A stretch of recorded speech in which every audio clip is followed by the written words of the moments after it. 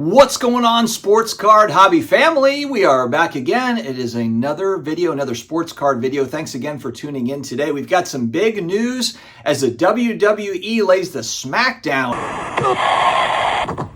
on the current Panini license. They have looked to terminate that deal according to Sports Card Investor. I saw that yesterday, as well as Darren Ravel chiming in. We'll get to it in a second. Big thanks to today's video sponsor, Whatnot. You're looking for cards, but man, you just don't have the time, the energy, the funds to get out to the card show. If you're looking to buy singles in all sorts of different collectibles categories, including sports cards, definitely check out the Whatnot app today. All right, so I saw this pop up yesterday. SCI had a post on IG that I saw up, the breaking news post, and then I saw a tweet by Darren Ravel. And I also saw reactions. Brian Gray threw in their 2 cents. Sports Card Radio put in their 2 cents as well. They have contended that they believe that Panini is short on cash.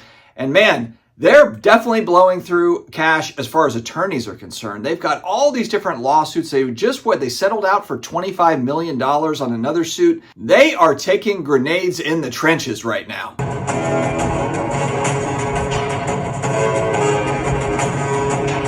The WWE has terminated its license again based on breach of contract, the same reason the NFLPA terminated their agreement as well. And Panini, in same fashion, has filed a lawsuit in hopes of blocking this move. And so the WWE, which does not have a players association in the same way that the sports leagues do, they have removed themselves. This deal was not supposed to start for Fanatics until 2026. So we're talking about 3 years early, in similar fashion with the NFL. And the next stop, I think everyone is speculating, the NBA. I happen to notice that Michael Rubin was visiting with Adam Silver on his IG. He posted about this a day or two ago. Had a great meeting with everybody. Great to get everyone in one room and dive into all the ways we need to keep improving and innovating for our fans.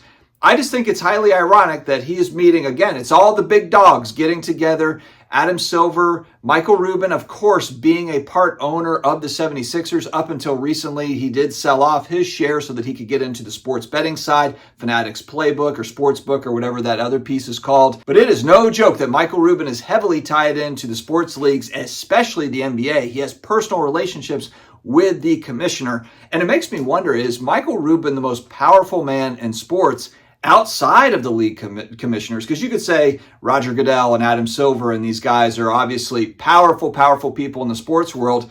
Michael Rubin might be right up there with them, just given all the businesses now that encompass Fanatics. I mean, Fanatics has grown to just be this absolute behemoth. And they have added the WWE Infinity Stone, it looks to be. Panini still trying to sell cards. They've got a 44 card set, rookie photo shoot, first look basketball set with Wemby autograph in it. I mean, Panini is still moving ahead. And from what I've seen, I believe they're still moving ahead with football products. So I think we're just going to have to see how this plays out in court, if there will be some sort of injunction or something to stop this from happening or what. There has to be next steps coming on this sort of thing because they have product that is releasing that's been on schedule. And so are they going to have to pull that off shelves? What's going to happen with all this stuff? How does this end for Panini? And I think I said this going back months and months. I wish that they would just sell. But now I'm kind of thinking, you know what? As somebody that collects Panini, especially Prism products, I do have some Flawless, I do have some National Treasures, but the thing that's getting lost is the overall popularity, especially with Prism, with Panini Prism. Did see wrestling reactions to this of, man, that sucks because we really like the Prism product. It's a popular product. If you look at the big Superfractor, what was it? The 1-of-1 rock card that sold for 6 figures. These are not Topps products that are selling for 6 figures, for high 5 figures. They are Prism products that are selling for huge money. Not to take away from some of the Topps products that are probably selling nicely, but when we look at kind of the big popular wrestling cards out there, it's Panini stuff. And man, and like I've said before, it's not anything against Topps Chrome, refractors, and that sort of thing. I like that on the football card side that I collect. But man, I am really loving some of the Panini Prism type stuff. So part of me is like, God, this sucks that it's going to go away or become unlicensed or whatever it's going to be. But then there's another part of me that's like, you know what? that's fine. I'll just focus in on those past years that I really like collecting anyway, and that are probably going to be more scarce. Possibly, I can't see the future. Not yet. I'm working on that skill. But I think that there is going to be a heavy nostalgia factor for Prism products specifically. And maybe you can argue Optic and Select and some of the other things are flawless, but specifically Prism, I think, captured the hearts of collectors over the last 10 years or so in all sports, including wrestling that we have seen here before. So I think this is going to be interesting how this plays out. Again, there is a part of me for the collectability of these kind of older sets as they age. I'm kind of hoping that this is the end, that Fanatics does not continue on and take over and buy out and have Prism. If that happens, fine. You deal with it. But at the same time, the way this thing is shaking out, there's a part of me that wants to see Panini just hold on to its stuff and figure out how they're going to move forward, maybe doing Prism, non-sports or just other types of brands that they can get into, maybe in a similar fashion to what, Zero Cool does as part of that Topps brand with different pop culture stuff. Maybe Panini goes in a different direction.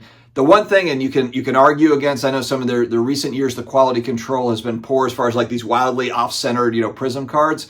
But there's no denying the popularity of Prism. There's no denying it.